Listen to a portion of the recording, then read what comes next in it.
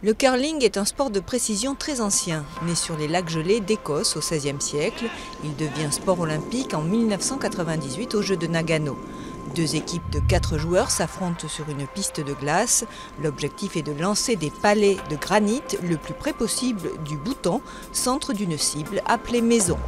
Glissant sur la glace, genoux fléchis, le joueur lâche sa pierre qui va prendre une trajectoire courbée, curl en anglais, d'où le nom de curling. Devant, deux équipiers frottent la glace pour la chauffer au moyen d'un balai afin d'améliorer la trajectoire du palet et lui permettre de se rapprocher du cœur de la cible. Le capitaine de l'équipe, le skip, prend les décisions stratégiques. Chaque joueur lance 2 pierres en alternance avec son homologue de l'équipe adverse. La partie se joue en 10 manches et peut durer jusqu'à 3 heures.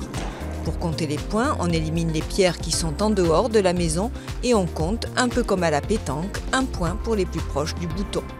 Une fois les palets lancés et en cas d'égalité, une manche supplémentaire est jouée, voire plusieurs si nécessaire, jusqu'à ce qu'il y ait un gagnant. La piste de glace mesure 45,72 mètres de long et 5 mètres de large au maximum.